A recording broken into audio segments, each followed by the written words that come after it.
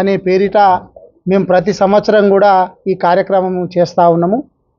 దీని ముఖ్య ఉద్దేశం ఏంటంటే కేసీఆర్ గారు దీక్ష చేయడం ద్వారా తెలంగాణ వచ్చింది అని చెప్పి గతంలో తెలిసినటువంటి వాళ్ళకు మళ్ళొక్కసారి గుర్తు చేయడము, లేకపోతే కేసీఆర్ గారు దీక్ష చేసినప్పుడు చిన్నపిల్లలుగా ఉన్నటువంటి వాళ్ళు ఇప్పుడు 18-20 సంవత్సరాలు అయితే వాళ్ళు దీక్ష కేసీఆర్ గారు చేసినప్పుడు 2 సంవత్సరాలు 3 సంవత్సరాలు ఉంటుంది, వాళ్ళకు తెలియదు. కాబట్టి చరిత్ర మనము భవిష్యత్ తరాలకు తెలియజేయాలనేటటువంటి ఒక మంచి ఉద్దేశంతో కేసీఆర్ గారు చేసినటువంటి దీక్ష రోజును దీక్షా దివస్గా మేము ప్రతి సంవత్సరం చేస్తూ ఉన్నాం.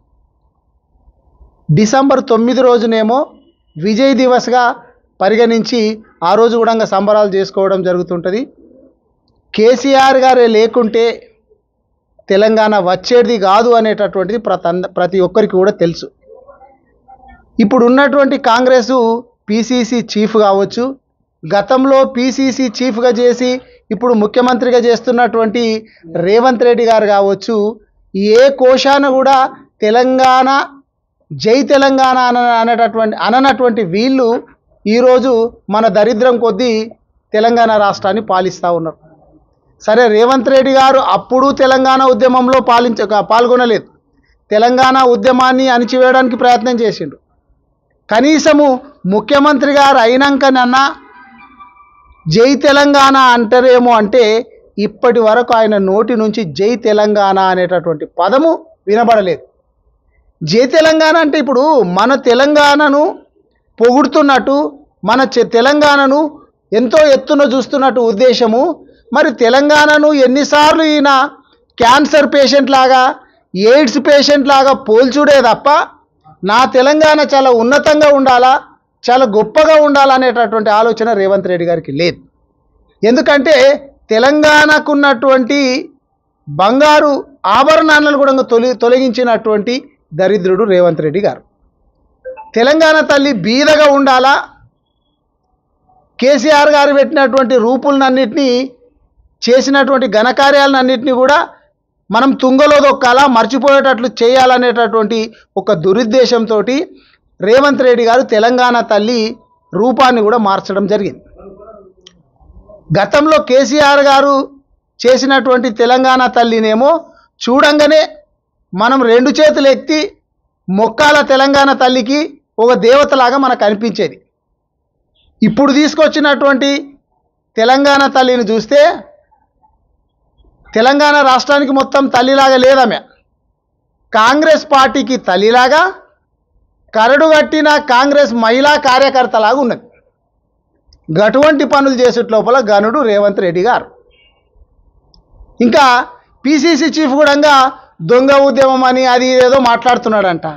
అసలు వీళ్ళు ఎప్పుడన్నా ఉద్యమంలో పాల్గొన్నటువంటి వ్యక్తుల రేవంత్ రెడ్డి గారు కావచ్చు, మహేష్ కుమార్ గౌడ్ గారు కావచ్చు, ఏ కోశాన ఉద్యమంలో పాల్గొననటువంటి వీళ్ళు ఉద్యమాన్ని కించపరిచే విధంగా, ఉద్యమకారులను కించపరిచే విధంగా, ఉద్యమం లోపల అసూలు బాసినటువంటి అమరవీరుల కూడా వాళ్ళ ఆత్మలు ఘోషించే విధంగా మాట్లాడుతున్నారంటే తెలంగాణ ప్రజలు ఎంత ఘోరమైనటువంటి మాటలు వినాల్సి వస్తుంది అని చెప్పి బాధపడుతున్నారు. రాబోయేటటువంటి రోజుల్లో కూడా తెలంగాణ రాష్ట్రాన్ని కేసీఆర్ గారు అయితేనే మంచిగా చేస్తారు. గతంలో 9.5 సంవత్సరాలు ఒక స్వర్ణయుగంలాగా కేసీఆర్ గారు దీన్ని పాలించిండ్రు.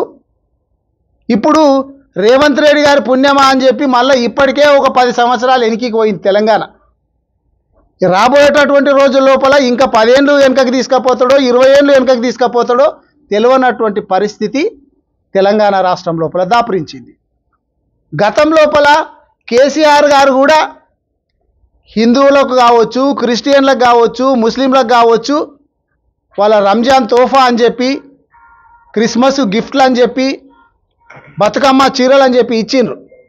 కానీ రేవంత్ రెడ్డి గారు చేస్తున్నట్టు ఎలక్షన్ ముందల కావలసుకొని ఏదో 100 రూపాయల చీర ఇచ్చి మీరు ఆ చీరలు కట్టుకోమని చెప్పి పోమంటాడు. ఈయన 100 రూపాయల చీర ఇచ్చి ఆయన ఇచ్చినటువంటి 6 గ్యారంటీలు కావచ్చు, 420 హామీలు కావచ్చు పక్కకు పెట్టి మొన్న కొడంగల్ సభలో ఏం చెప్తున్నాడంటే నేను కలెక్టర్లకు ఆదేశాలు ఇస్తున్నా, ఈ ఇందిరమ్మ చీరలు కట్టుకొని ఎలక్షన్లో పోవాలంటారు. అంటే కలెక్టర్ పోయి వాళ్ళకి చెప్పాలన్నా ఏం చీర కట్టుకొని పోవాలనేది? వికారాబాద్ కలెక్టర్ కావచ్చు, లేకపోతే మహబూబ్నగర్ కలెక్టర్ కావచ్చు, ఏ కలెక్టర్లకైతే ఆయన ఆదేశాలు ఇస్తుంటున్నాడో కలెక్టర్ల డ్యూటీ ఎలక్షన్ లోపల మహిళలు ఏ చీర కట్టుకొని పోవాలో చూసేటటువంటి డ్యూటీ. ఏం మాట్లాడుతున్నావు రేవంత్ రెడ్డి గారు? నువ్వు కనీసం జ్ఞానం ఉండి మాట్లాడుతున్నావా? కేసీఆర్ గారికి నీకు చూస్తుంటే నక్కకు నాగలోకానికి ఉన్నంత తేడా అనిపిస్తుంది. ప్రజలు ఎవ్వరు కూడా మర్చిపోలేరు. జూబ్లీ హిల్స్లో నువ్వు గెలుపుని చూసుకొని ఏమనుకుంటున్నావు అంటే మా ప్రతిభను చూసి ప్రజలు మాకు పట్టం కట్టిండ్రు అంటున్నావు. నువ్వు అనుకుంటున్నావు, అట్లా భ్రమపడుతున్నావు.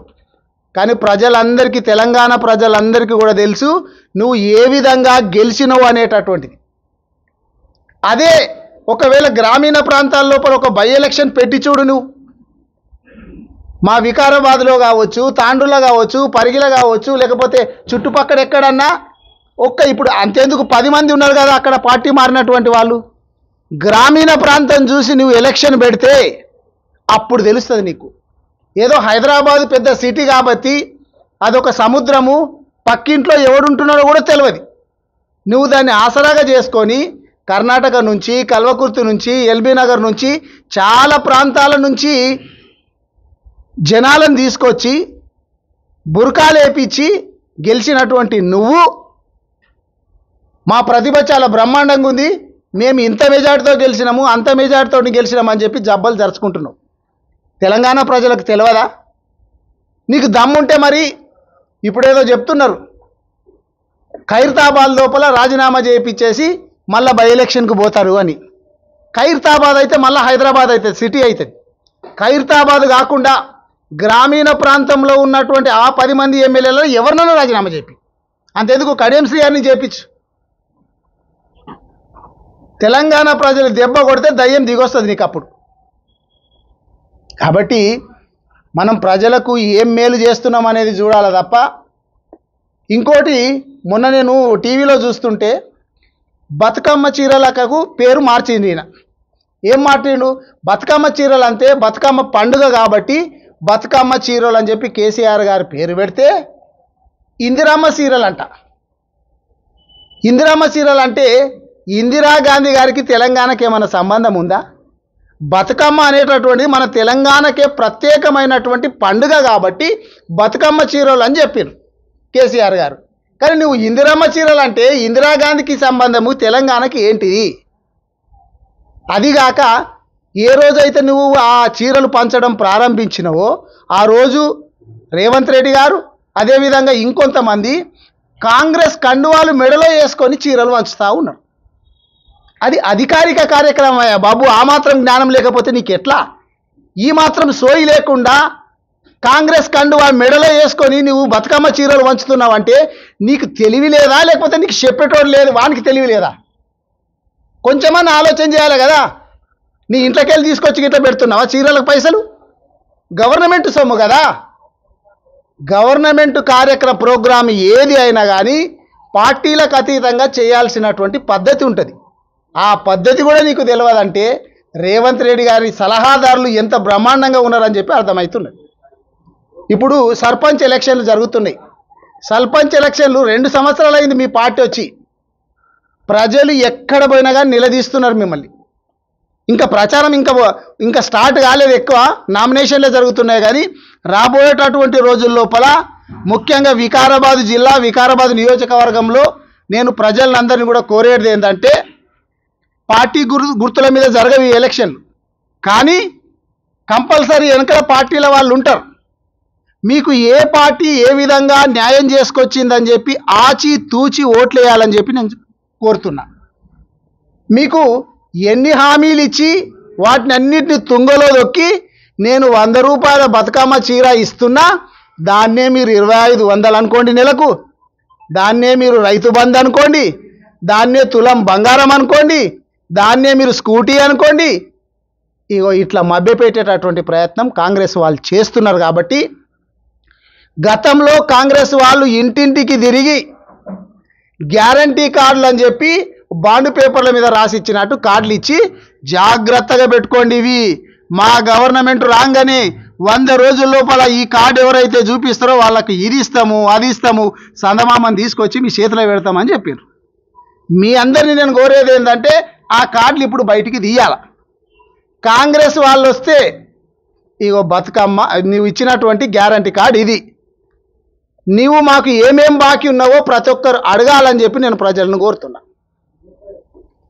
ఏదన్నా ఇంట్లో పెళ్ళి అయి ఉంటుంది, కేసీఆర్ గారు ప్రవేశపెట్టినటువంటి 1,00,000 రూపాయలే వచ్చినాయి కాబట్టి, కానీ తులం బంగారం రాలేదు కాబట్టి పెళ్ళి అయినటువంటి వాళ్ళు కాంగ్రెస్ వాళ్ళు వస్తే మా తులం బంగారం ఏదని చెప్పి అడగాల. పెద్ద మనుషులు ఉంటారు, 4,000 పెన్షన్ ఇస్తామన్నారు, అదే 2,000 ఇస్తుండ్రు. కేసీఆర్ గారు ప్రవేశపెట్టిందే. కాంగ్రెస్ వాళ్ళు ఇంకొక మాట ఏమన్నారంటే కేసీఆర్ గారు అయితే ఒక్కరికే ఇస్తున్నారు ఇంట్లో, మేమిద్దరికి భార్యాభర్తలకు ఇస్తాము, అవి కూడా 4,000 ఇస్తాము అన్నారు. ఇవి అడగాల. మహిళలకు 2,500 ఇస్తామన్నారు.